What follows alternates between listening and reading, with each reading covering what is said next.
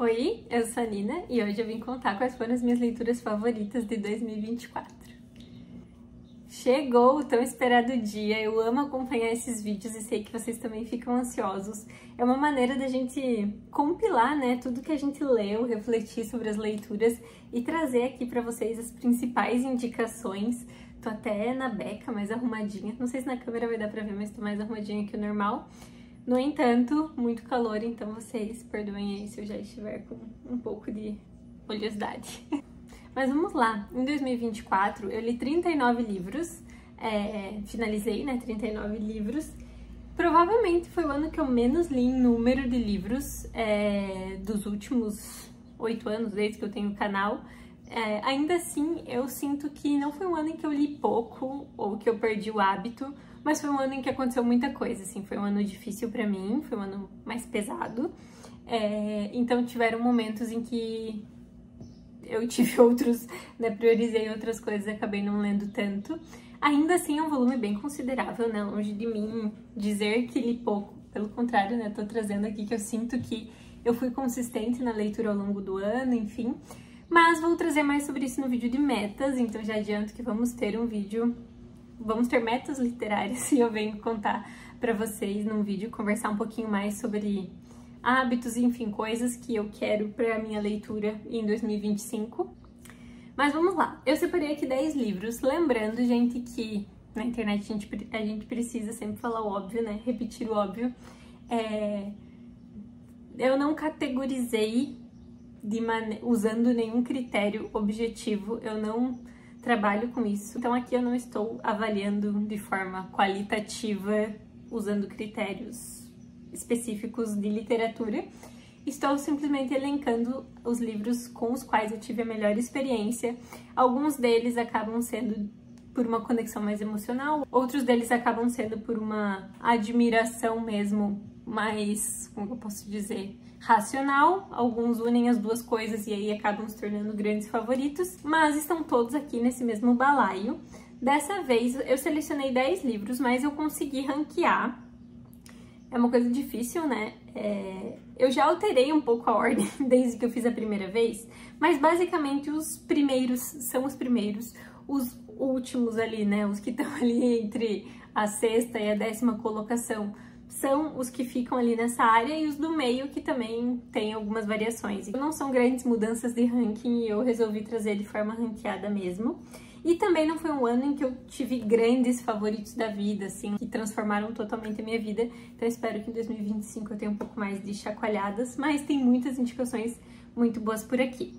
Vamos lá, eu vou começar de trás pra frente, né? Então eu vou começar pelo 10º lugar, que vai para Judas, do Amos Oz. Eu gostei muito dessa leitura, foi a minha primeira leitura, né, de ficção do Amos Oz. Todos os livros eu já comentei em algum vídeo e eu vou fazer todo o possível para deixar aqui embaixo já o nome do livro e o vídeo em que eu comentei, seja um vídeo de leituras do mês, em que eu sempre comento, ou se tem algo mais detalhado em algum vlog, também vou deixar. Raramente vai ter um vídeo específico para algum desses livros, porque eu tenho gravado cada vez menos vídeos específicos sobre os livros. Daria para gravar todo um vídeo sobre esse tema, né, mas acabam sendo vídeos menos assistidos porque fazem sentido para um grupo menor de pessoas, né, que são as pessoas que têm interesse por aquele livrinho específico ou que já leram aquele livro. Algumas até têm interesse, mas preferem ler antes de saber mais. Enfim, tenho gostado mais de outros tipos de vídeo que conseguem trazer mais coisas em um vídeo só, mas resumindo, vou deixar aqui embaixo onde vocês conseguem encontrar um pouquinho mais sobre Judas. Do Amos Oz eu já tinha lido apenas livros de não ficção, foi meu primeiro contato com a ficção, e eu gostei muito, mas uma das coisas que eu comentei nesse vídeo, né, lembro de ter comentado, é que eu sinto que eu gostei mais da escrita do Amos Oz do que da história em si. Então isso pra mim é ótimo, me deixa muito curiosa pelas outras coisas que eu posso encontrar do Amos Oz. Se vocês tiverem indicações, me deixem aqui, por favor. Estou tomando um cafezinho, apesar de, né, brasileiro, 31 graus, tomando um café. O 9º colocado vai ser um pôster, que foi o Baumgartner, que foi o último livro, né, que saiu, que lançou no Brasil, do Paul Auster, foi o último livro escrito por ele antes do falecimento.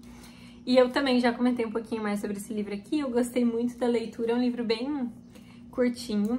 Eu não vou entrar em detalhes sobre a história de cada um dos livros, porque são 10, então já ficaria muito grande. Mas ele tem muito sobre envelhecer e sobre a vida se reinventando quando os anos passam.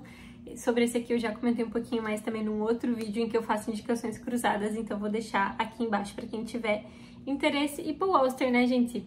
Já deixo spoiler de que tem mais Paul Auster nessa lista e que poderia ter mais, deixei alguns como menção honrosa, mas eu comento depois. Em 8º lugar ficou o único livro aqui que eu não tenho físico, porque eu li da minha mãe, que foi o Ela Se Chama Rodolfo, vou deixar por aqui. Ele também tá nesse mesmo vídeo em que vocês podem saber um pouquinho mais sobre Baumgartner. É um livro da Júlia Dantas, né?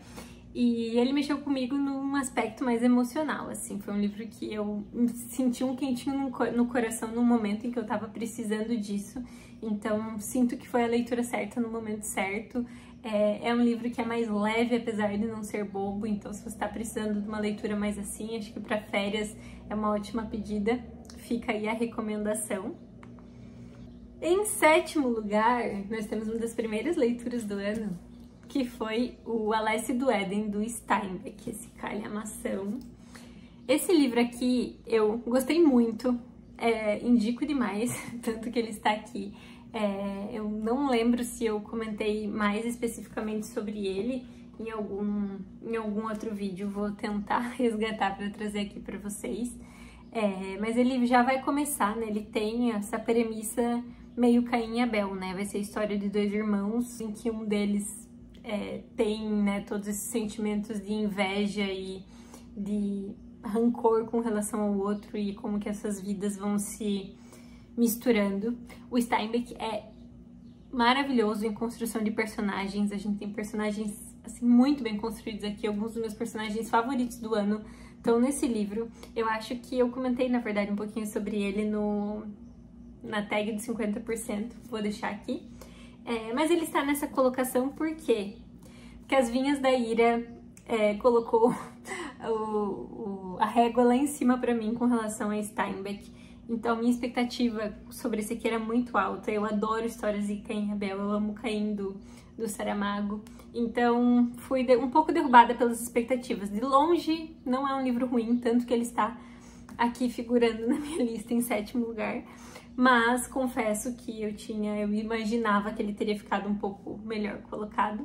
Mas é o que temos, eu indico bastante. Eu gosto mais das Vinhas da Ira. As Vinhas da Ira é um dos meus favoritos. Mas Steinbeck nunca errou. E aí vocês me contem outros livros do Steinbeck que vocês tenham pra me indicar. Porque segundo ano consecutivo vai aparecendo na minha lista de favoritos.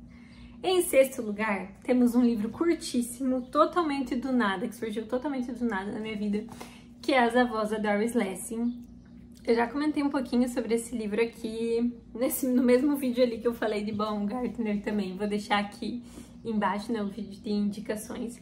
Mas foi um livro do nada, eu comprei porque ele era curtinho e eu fiquei com vontade de ler por pirâmide literária, né? Ele foi citado em outro livro que vai aparecer por aqui, a Doris Lessing, no caso, numa entrevista dela, e aí esse foi um que estava mais fácil para achar. E eu fiquei simplesmente apaixonada pela escrita da Doris Lessing aqui. Eu gostei muito da história, eu acho que a história é uma história muito autêntica, assim, e muito ousada em muitos aspectos, apesar de curtíssima. A atmosfera que é criada aqui é sensacional. Eu não vejo a hora de ler outras coisas da Doris Lessing. Por que eu ainda não li? Porque é difícil de achar. Não tem muita coisa facilmente, assim, publicada em livrarias, ou tem livros muito grandes, ou tem autobiografia, né, que são 3 livros que, na verdade, contam a história dela, e eu queria ler mais ficção primeiro. Então, se vocês têm outros livros dela, me indiquem. Tem alguns que eu tô sondando, que teria que comprar de sebo, mas enfim, gostaria de ir mais certeira. Então, quem já leu mais coisas da Doris Lessing, me conta. Agora vamos passar para o top 5, né? Os 5 livros que entraram aqui, na lista de favoritos. Vou só puxar que estão em outra pilha. E em 5º lugar, para representar a tetralogia napolitana, nós temos a história do Novo Sobrenome, da Elena Ferrante. mais de um livro da série tava com coraçãozinho, né? Eu tenho ali uma forma particular de classificar, mas tanto a história do Novo Sobrenome quanto a história da Menina Perdida estavam, né, em destaque ali entre leituras favoritas do ano. Como eu não queria também que fosse um número muito grande, eu achei que não faria sentido colocar mais de um livro da mesma série, né, que conta a mesma história. Eu escolhi História do Novo Sobrenome porque realmente foi o meu favorito dos 4. Sobre esse já tem vídeo aqui, então não vou dar muitos detalhes, mas eu também sei que é muito conhecido, provavelmente o livro um dos mais conhecidos dentre os que eu vou trazer aqui na lista. Não vou repetir o que eu já falei lá, mas já tô com mais uma Helena Ferrante aqui para ser lida em 2025. Em quarto lugar, temos ele, que me acompanhou o ano inteiro, O Conde de Monte Cristo, do Alexandre Dumas. Sobre esse livro aqui, eu gostei muito, né? Tá em quarto lugar aqui na lista. É um calhamaço, mas é um calhamaço totalmente novelesco. Acontece um monte de coisa, e plot twist, e mistérios, histórias dentro das outras histórias, intrigas, fofoca. Então é tipo Guerra e Paz, Os Miseráveis. São livros que, apesar de serem clássicos e gigantescos, não tem o que você temer, obviamente, né? São livros antigos, a linguagem pode, no início, causar algum estranhamento a quem não tá acostumado, mas assim, gente, não tenham medo de verdade, é uma história deliciosa. Eu sinto que a minha experiência foi um pouquinho prejudicada por eu ter demorado tanto tempo para ler. Eu já comentei um pouco num vlog também, de que tem sido mais difícil ler calhamaço, porque dá aquele sentimento de que você não tá avançando tanto e eu não consigo parar no dia a dia, assim, no meio da vida e ler tanto de uma vez só, mas é o que tem pra hoje, é a minha maneira, assim, é como eu tô conseguindo, então prefiro continuar lendo calhamaços mesmo sabendo que eu posso estar perdendo um pouquinho da experiência por conta de ler ele mais aos poucos, do que esperar um momento ideal em que eu vá ter muitas horas disponíveis para ler calhamaço, porque isso vai acontecer uma vez no ano e olha lá, né?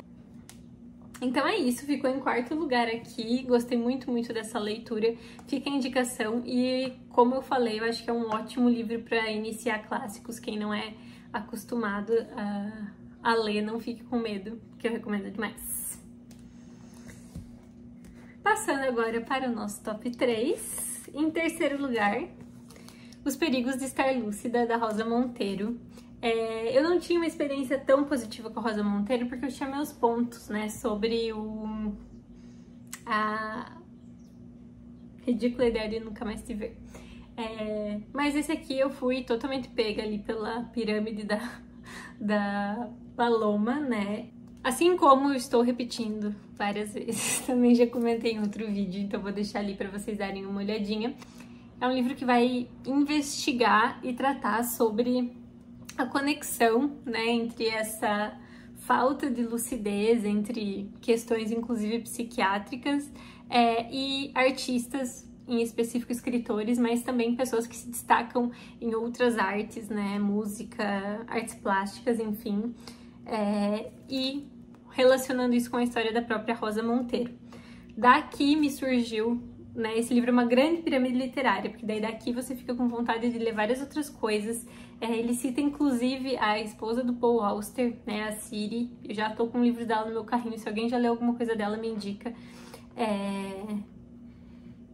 E o da Doris Lessing, eu fiquei com vontade de ler Doris Lessing por conta desse livro aqui, então ele vai criando, aumentando, é um daqueles livros que aumenta a nossa lista de livros a serem lidos, mas eu gostei muito, me identifiquei mais do que gostaria com alguns aspectos e me deixou super curiosa. Então agora eu estou com A Louca da Casa no meu carrinho, ainda não comprei, mas foi um que vocês indicaram depois de eu ter lido esse aqui. Obviamente, né, essa é repetitiva, mas indico demais esse. Um de não ficção, né? Acho que todos os outros aqui são de ficção, então um livro de não ficção aqui nos favoritos do ano, quem diria. Em segundo lugar, temos um outro Paul Auster, que foi A Noite do Oráculo. Eu li esse livro, eu acho que eu tava gravando um vlog e ele alugou um triplex na minha cabeça, porque tem algumas coisas que acontecem aqui que de alguma forma se relacionam com coisas que vêm acontecer na vida do Paul Auster muito depois dele ter escrito esse livro. E esse livro, ele é justamente sobre, né, ele tem como tema central a conexão entre o que você escreve e o impacto que isso acaba gerando na tua vida. Então é assim, é louco o negócio. Se você começa a entrar a fundo nisso aqui, você começa a ficar meio pirado. Mas eu gostei demais dessa história. Ele é um livro que ele começa mais leve e reflexivo mesmo, mas leve é uma palavra forte. Eu acho que ele começa mais introspectivo, você acha que vai ser uma história mais sobre reflexão, e ele termina bem violento, assim, ele termina de uma forma mais impactante. E foi um livro que cresceu muito pra mim, depois, assim, depois que eu comecei a pensar sobre ele, aí eu fui dar uma pesquisada em umas coisas, comecei a achar umas coisas estranhas, e ele alugou esse triplex na minha cabeça. Então é por isso que ele está aqui em segundo lugar. Foi um livro que eu realmente mexeu muito comigo, assim, né? Acabou gerando impactos maiores, me fez refletir sobre muita coisa, uma coisa que o Paul Auster faz com frequência, né? E queria aproveitar e deixar aqui a menção honrosa ao Homem no Escuro, que foi outro livro do Paul Auster que também estava em destaque lá, acabou saindo, né, da lista, assim como eu fiz com o outro da tetralogia napolitana, achei que não fazia sentido encher de Paul Auster aqui, então esse e Baumgartner ficaram melhor colocados, mas fica essa menção rosa também. Estou devendo gravar um vídeo atualizado sobre as minhas leituras de Paul Auster. Vem aí, janeiro é um mês mais conturbado, porque tem vídeo de melhores, vídeo de metas, enfim, mas quem sabe ali em fevereiro eu consigo gravar pra vocês. E vamos ao primeiro lugar, surpreendendo um total de 0 pessoas. Eu acho que eu comentei algumas vezes que esse era o meu favorito do ano, até o momento em que eu tinha comentado, né? E permaneceu assim, que foi o Yoga, do Emmanuel Carrère. E esse livro é outro livro de não ficção. Eu falei que só tinha um, o primeiro lugar ficou um livro de não ficção. Então é um livro autobiográfico. E ele vai partir de um retiro, né? O Emmanuel Carrère pratica yoga há muito tempo e ele vai, né, num retiro aí em que ele precisa ficar confinado um período específico de dias, e que essa é uma das coisas muito relevantes, você não sair, não importa o que aconteça. Mas ele é retirado, né, desse retiro por conta do atentado, né, que ocorreu na Charlie Hebdo. Ele acaba perdendo uma pessoa próxima nesse atentado. E a partir daí, a vida dele desmorona. E ele acaba de alguma forma associando isso à maldição de ter saído desse retiro.